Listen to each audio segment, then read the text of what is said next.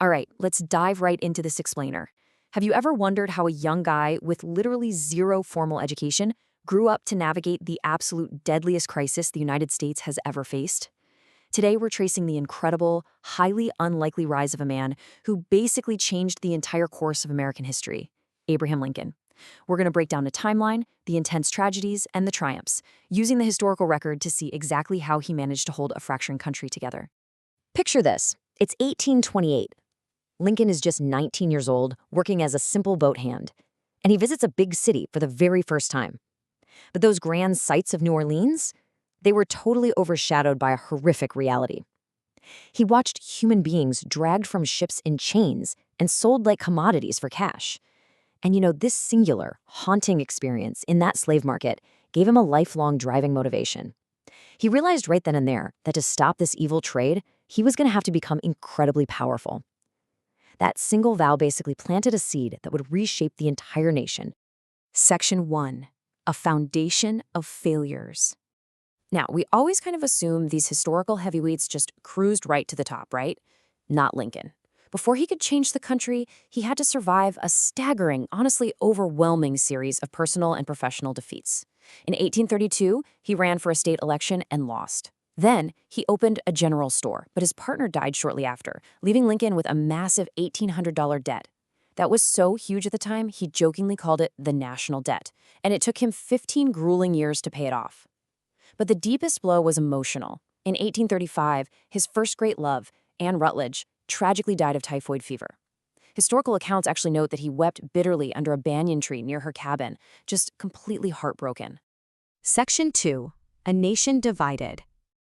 Okay, so what was actually tearing the country apart? Well, it's basically a massive economic and moral collision. You had an industrializing North experiencing a huge manufacturing boom.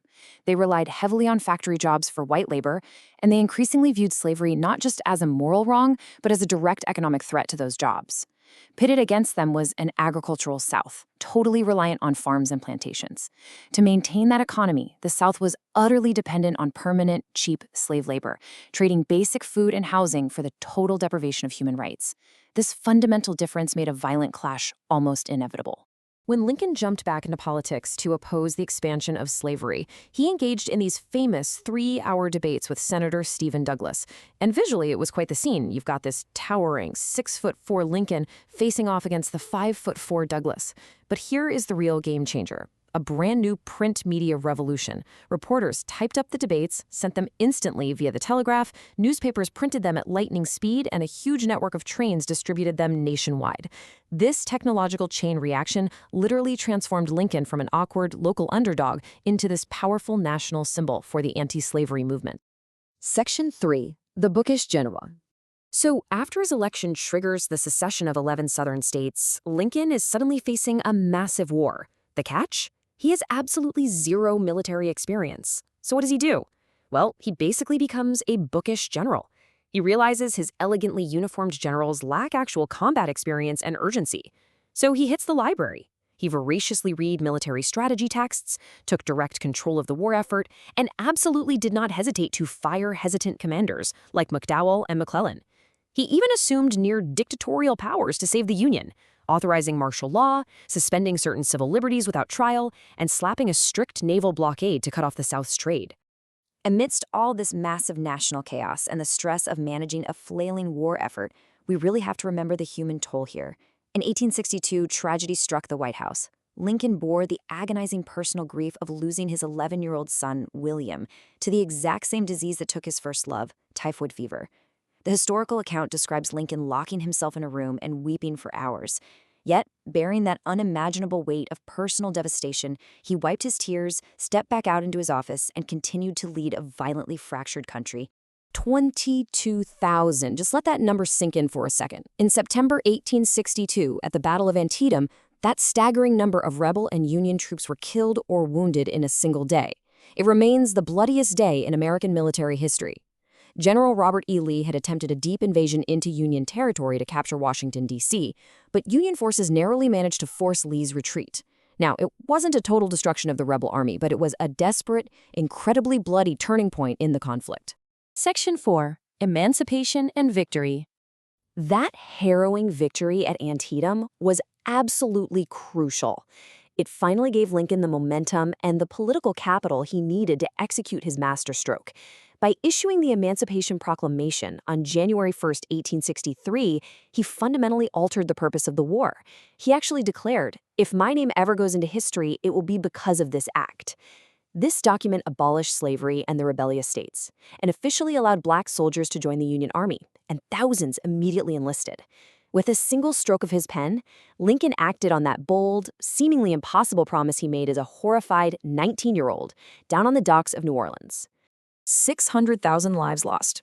That was the devastating final cost of 4 horrific years of civil war, which culminated in the fall of the rebel capital, Richmond, and the surrender of General Lee in April 1865. The Union was preserved, and slavery was on the path to being permanently abolished through a constitutional amendment. But, as you can imagine, the sheer scale of that sacrifice weighed incredibly heavily on the entire nation, and certainly on Lincoln's rapidly deteriorating health. Section 5. The Final Tragedy. So the war is basically won, and Lincoln immediately begins pardoning the rebels to try and end the bitterness.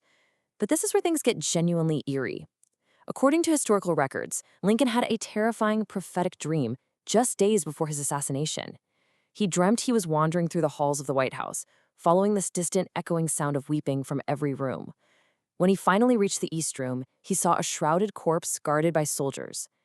In the dream, he asked a guard who had died, and the guard replied that the president had been assassinated.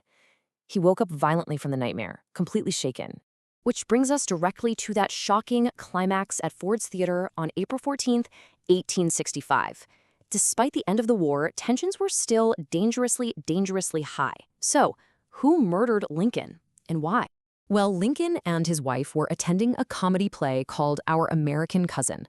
The police officer assigned to guard the door of the presidential box had, shockingly, just abandoned his post to go down into the hall and watch the play.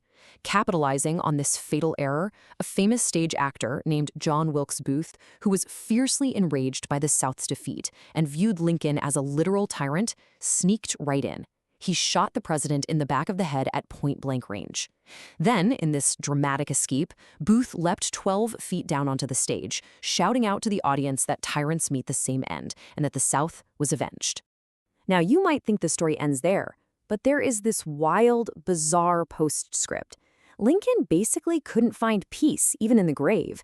His funeral train initially traveled through 180 cities so the public could mourn. But over the following decades, his body was moved an astonishing 17 times to avoid theft.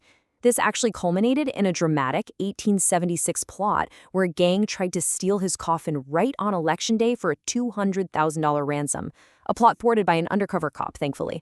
Finally, in September 1901, to make absolutely sure his remains were never disturbed again, his son Robert had the coffin placed in a steel cage, buried 20 feet deep, and covered in 2 solid tons of concrete. So, looking at the whole shebang, the total sum of this man's life, it's just astonishing. He faced overwhelming early failures, commanded a brutal war with zero military background, endured agonizing personal tragedies, and ultimately sacrificed his own life to keep a fractured nation whole.